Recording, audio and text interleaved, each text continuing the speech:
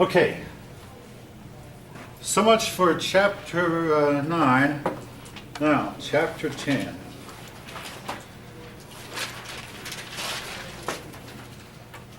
All right.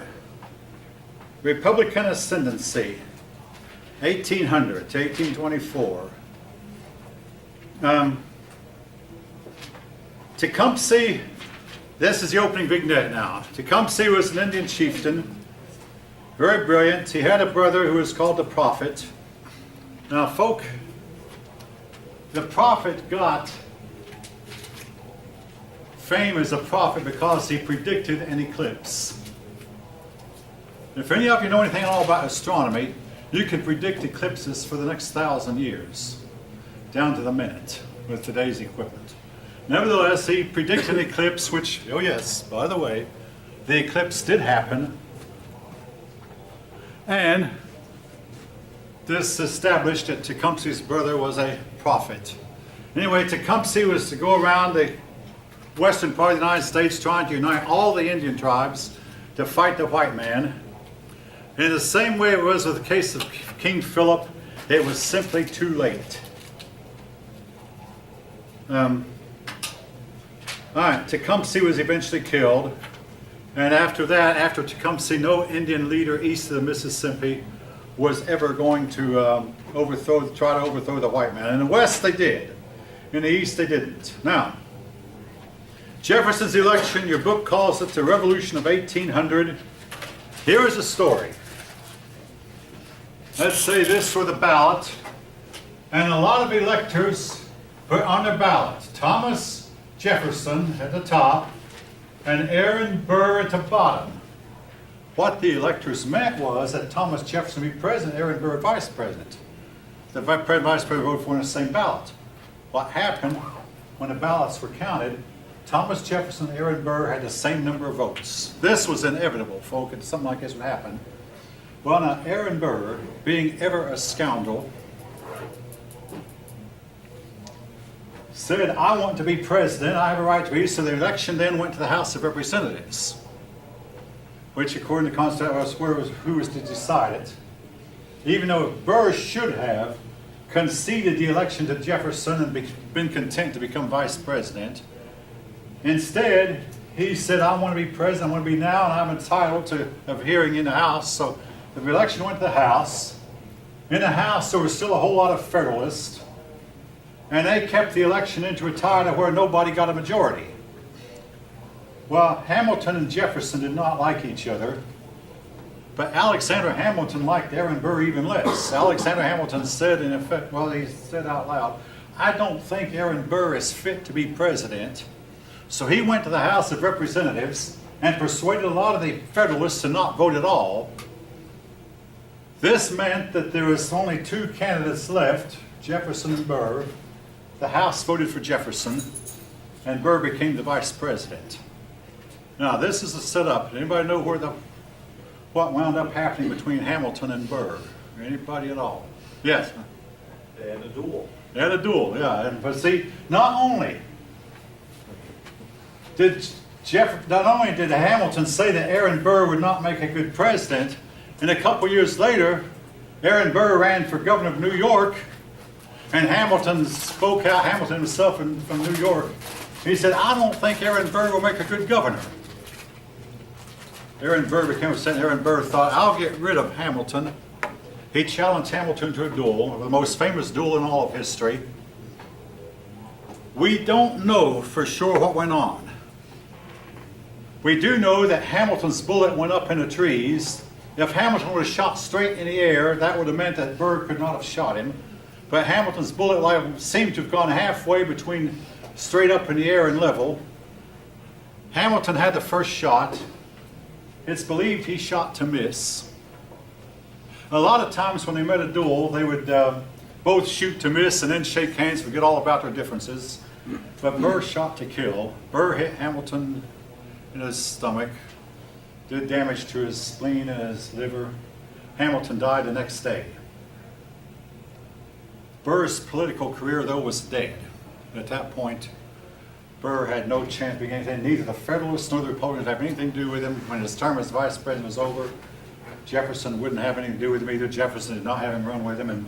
But as a result, though, of, not of the duel, but as a result of the way the election went, they passed the 11th, I believe it was the 11th Amendment, that said that president and vice president are to be voted for in separate ballots. So there can't be any dispute about who the president is, who the vice president is. When the electors meet, they get two ballots. On one ballot, they'll vote for the president. On the other ballot, they vote for the vice president. And we've always, from that day till this, had a president and vice president of the same party. And also, our president gets to choose his vice president. We believe that's the way it should be. And the president chooses his vice. All right. Now, Gabriel Prosser was a slave in Virginia.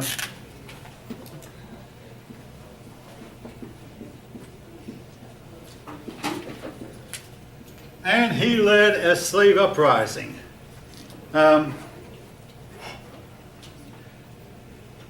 Actually, he planned a slave uprising.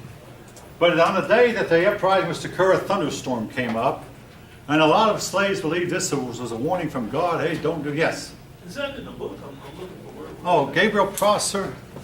If it isn't, let me verify that. I'm going to look it up because I'm going by some notes. Yeah, is Gabriel Prosser's Rebellion in the book? 235. Prosser. If not, I'll skip it. Pro. Blacksmith, right? Yeah, Popro. 236. So it's like the. I see it. It's there? It is. Yeah, I talked to him. Okay, it's there. All right, page 236. Somebody said. Yeah, first word. Okay. Yeah, Jefferson presidency. All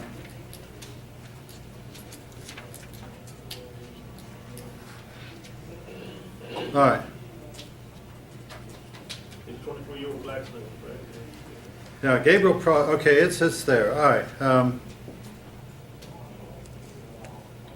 Anyway, the rebellion never came off. Oh yeah, named Gabriel, a slave of Thomas Prosser. Yeah, plotted rebellion. Yeah, a third of the way down the page. Anyway, he was accused of organizing the slaves. The rebellion never came off because some slaves told on him. And Prosser, of course, was killed, as were all of the slave rebels.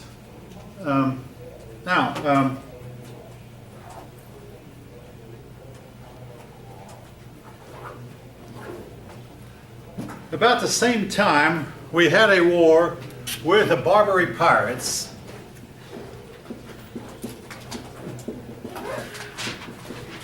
And I'm glad your book mentions this war. And since I've been here, I've taught from 3 books.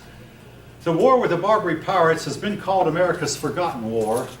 It was our first war after the Revolution, and it was fought against North Africa in the Mediterranean. These North African people would take any would take any ship and take the people off of them and hold them for ransom.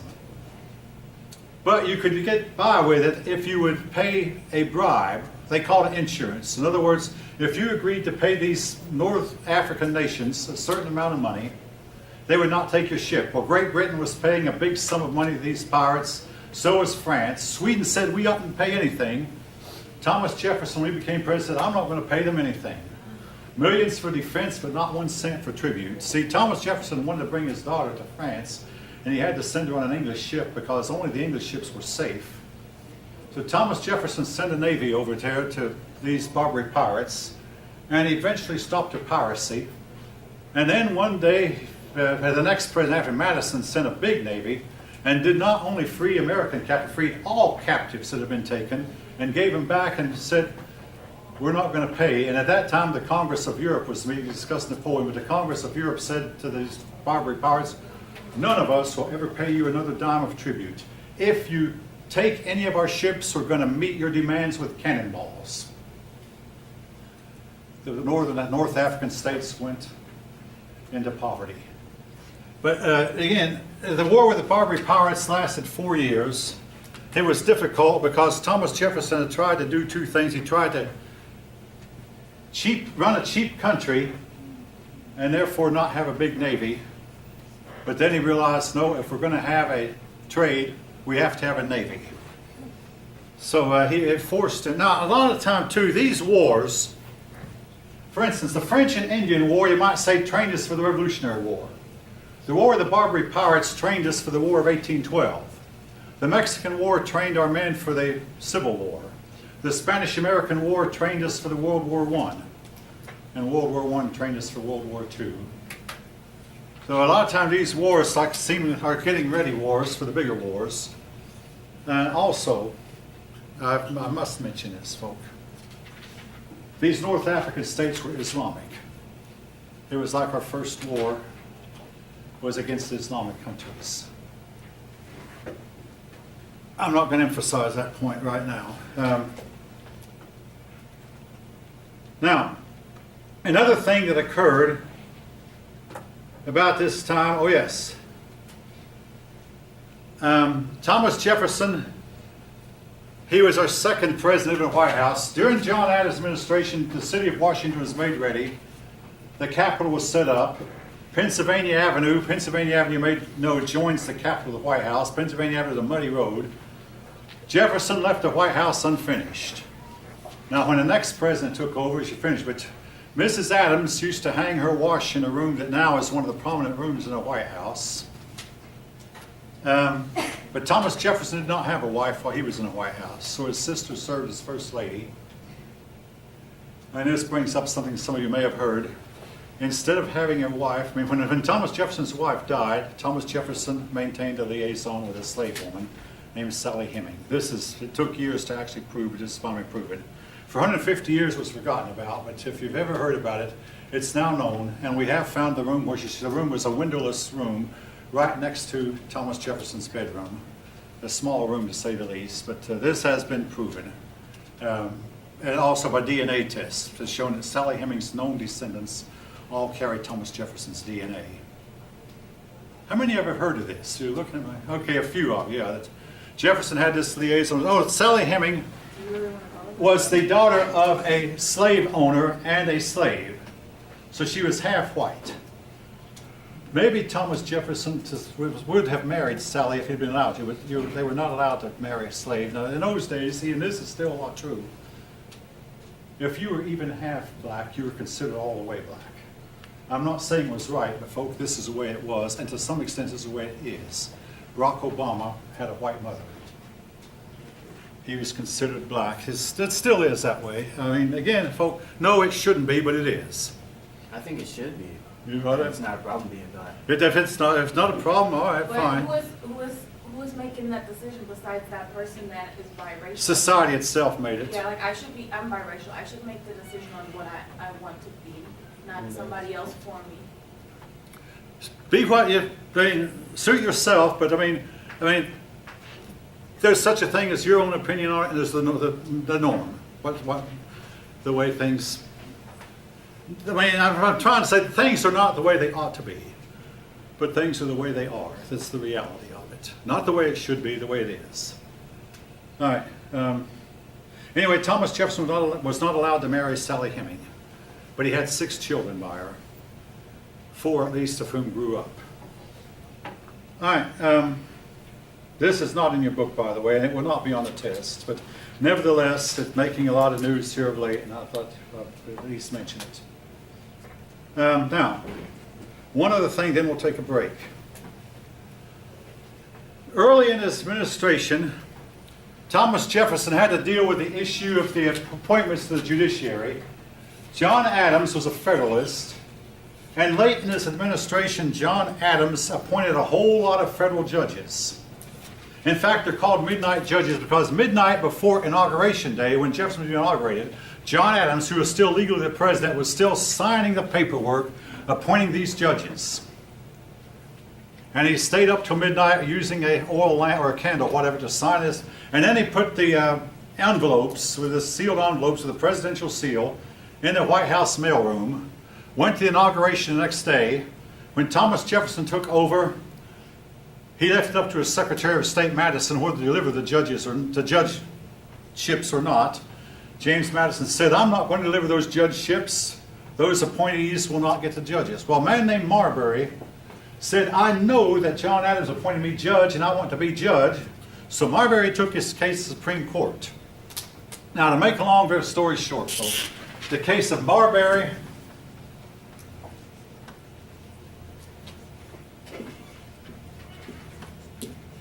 Oh, yeah. Marbury versus Madison. This is Marbury versus Madison, M-A-R-B-U-R-R-Y, Marbury. Page 3. And again, these Supreme Court cases are written in italics, folk. That's why I wrote that in cursive. It's a Supreme Court case. Now, this set the precedent where the Supreme Court ruled a certain law unconstitutional. This power was never given to the courts in the Constitution. They usurped it. When I was a kid, they told us that only 80-some federal laws had ever been declared unconstitutional. Today, it's like every law that is passed by Congress has to go through the courts to go through what you call judicial review. And it's gotten to the point where the Supreme Court makes all of our moral decisions for us. And they can vote on something 5-4. And it's the law, and Congress has to have 2/3 of both houses and 3/4 of states to overturn it. It hasn't happened since 2012 with the income tax law. And I say 2012, 1912. It's been more than 100 years ago, Congress passed an income tax law. The case went to the Supreme Court ruled it unconstitutional, so Congress passed an income tax amendment. Folks, that's the last time. Nobody alive today remembers it, because it was that long ago. The Supreme Court rules, and folks, to me, this can't be checks and balances. If it were checks and balances, the Supreme Court's decision should be overruled at least 2 or 3 times every year. But I had a student who I thought was liberal speak up when I said this one day, and he said, it's going to take a president one day who's going to stand up to the Supreme Court and say, no, we've had enough, we're not going to obey your law. No president has dared do that since Andrew Jackson.